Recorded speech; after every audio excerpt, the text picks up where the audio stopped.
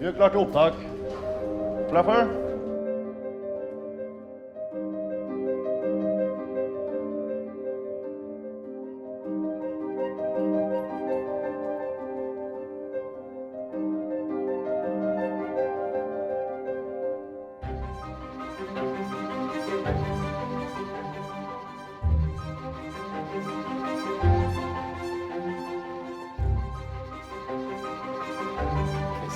No. Please, please, please, please.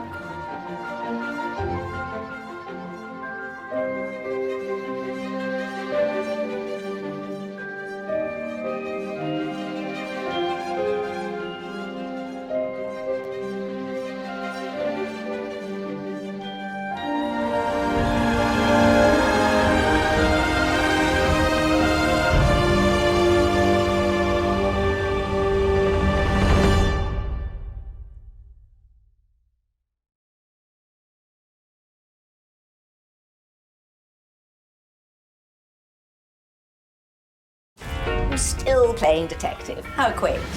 I can assure you that I can get to the bottom of this for a never so professional fee.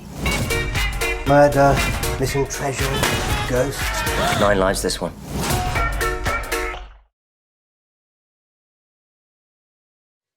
Hello, welcome to Unrestricted View Film Festival. My name's James Wren. I'm the festival director.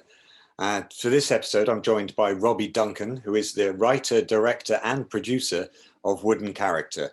Hi, Robbie. How's it going? I'm good. Good. Just before we start talking about the film, I've sort of been asking everyone, because I think this last year has been terrible, especially for our industry. You know how people have been coping with that. I mean, how's it been for you? Well, my day job's not really connected to films. I'm a teacher, so it's been a bit weird being online. But in terms of film work, I have kept, going. I've made 2 short films. So one was a kind of internet Zoom thing. So that was exciting. And then, well, it's a weird way of working. It's not the same as being on set. And then I made another, which was where I was directing one actor in his house, like from afar. So it was kind of a strange experience and a kind of a frustrating experience, like move the camera slightly to your left, Yeah, so I enjoyed that. So I've been keeping busy, and I've also been playing around with this project where I've been using stock footage to make kind of like weird sci-fi adverts from dystopian future. So I've been finding ways to be creative that don't involve getting out on set. So I'm still safe, but I'm still scratching that creative itch. Oh, brilliant. Fantastic. So Wooden Character, tell me, how did this all come together? How did it all start? Well, this was actually the first short I kind of shot when I left film school. So I was trying to come up with an idea where it was just something simple, 2 people in a room. And at the time I was working in home base. So it was like I was extremely bored. So that's how and I had this colleague who was like, everyone loved him because he was very nice. But if you start talking about like paint thinner or wood, he'd go in like this long kind of monologue where you just couldn't like make him be quiet. So it was kind of a mix between kind of based on him, but also based on this kind of mild self-hatred of my own life at that moment, because I was like, I've got a master's degree in film and I'm talking about, paint filler to old people and it came out of a time of despair for me. so all these kind of emotions kind of poured into it, and it was kind of like it's almost like it's my aspirational life is almost represented by the interviewer, and then the Mr. Brown character was my home-based life. It was me trying to kind of see that, to see the positives in that life as well, and to see like these people. He's a great guy. So it's like, what am I being the arrogant one, being like home base is a waste of time? There's like these people are boring. Maybe I just can't see the beauty that he can. So I was trying to challenge my own perceptions as well. So that's the kind of genesis of the idea. Oh, fantastic. So did you know the cast and crew before? Were they people, friends that you were with before, or all new? Yes. The Mr. Brown, Gordon McPherson, I'd kind of shot in art school some kind of really kind of amateurish kind of shorts of him, because he's a stand-up comedian who's based in Aberdeen, or at least he was. I think he's kind of stopped doing that so much now. And then I worked with Marta, and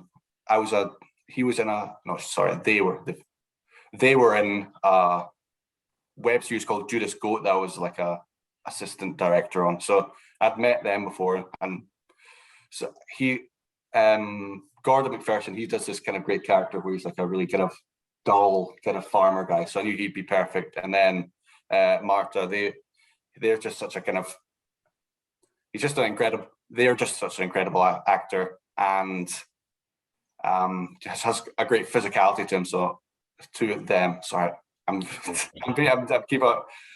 They transitioned, so I'm kind of, it's when you look back at the film, it's one of those awkward things, and I'm really terrible at it. So apologies for that. But they are very animated in their acting, so I knew that they'd be kind of really strong for this person who's slightly going a bit mad and out of control by the end of it.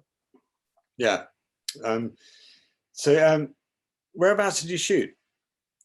We shot in Edinburgh. It's kind of closed now, I think, but it was a kind of creative space that they were redoing. So they let us into the basement of it, which was kind of half built. So it kind of had these interesting columns and looked a bit kind of scary. And they let us have it for really cheap as well. So that was always a plus. But yeah, we just really wanted kind of a dark place because it was all just about the two actors and then this kind of mysterious atmosphere. So we just wanted quite intense, strong lighting on the two characters and then just have this mysterious dark area around them. Yeah, no, it looked great. I thought it was. And how long was the shoot? And it was 3 days, but one day was just a half day when we got the kind of bus stop and then the washing machine. So that was like a half day, and then their 2 days shoot were getting the dialogue scenes in the kind of basement area. So it's quite an intense short shoot. Like a lot of things went horribly wrong. So like we hired a dolly and then they didn't give us the wheels to the dolly. So that's like I had all these tracking shots planned. So it was just like, okay, I guess we're putting on a tripod. And then poor Gordon, he got stung with bees like the night before the shoot, like in his hotel room, all these bees came in and stung him so he didn't get any sleep. And he couldn't remember any of his lines. So it was like very frustrating and stressful. So it was like, it was a tough shoot to get through, but we managed it. Yeah, well, fantastic. You never would have known. So that's, I suppose, credit credit to that. So, I mean, you were just saying you've got several projects coming up. Which one's next, would you say? So I've got, at the moment, I've just released kind of Odd Socks Online, which was the one I shot during lockdown, which was originally written for the BBC Internet Connected competition. So that's on my YouTube channel. If you search up Pretty Grim Productions, you should be able to find me online. And I've also just shot, I've just started releasing a new short film, which I shot just before the pandemic started, so like last February. And that's a kind of one-take short about called Prank. And it's about these this kind of student frat freshers party where one of their friends turns out to have died, and then these panicking drunk lads have to figure out what to do with the body. And one of them turns out to be a serial killer, and it's like, I cannot be attached to another dead body. It's too suspicious. The police are already on me already. So it kind of devolves into that. So it's kind of like a horror comedy. So that's the next big kind of project I've got coming up. Brilliant. Sounds great. Enter into a horror festival in the autumn. Yeah. So I've got this sort of last question, which I ask everyone, and it's one of those questions which is kind of impossible to answer, and people just sort of, it's one of those depends on your mood, I suppose. But is there anyone in particular who inspires you? Oh, geez. Yeah, sorry. Like filmmakers, I don't know. If I was going to go for filmmaker, I'm a big David Lynch fan, so I always like how he kind of plays with the kind of form and expectation, and has this kind of way, kind of meshes different kind of genres together in interesting ways, so like horror and comedy, but then make it something kind of unique and dreamlike all of his own. So I guess that would be my pinnacle of kind of filmmaking. Try and create something that kind of crosses genres and kind of is kind of new and fresh and kind of unique. You want a kind of unique vision, and you want to get out of the kind of boxes people try and put you in, and create something, you know, that people mull over and can laugh at and be horrified at. So maybe him. Yeah, fabulous. I think that's a very good answer. I think you're not alone with that one. Yeah. Okay, well, thanks so much for chatting to us, Robbie. And you can see Wooden Character as part of Short 7 on Sunday, the 2nd of May. You can get tickets at unrestrictedview.co.uk or uvff.co.uk. Great film. Well done, Robbie. And great talking to you. Thank you very much. Right, take care. Bye-bye. Goodbye.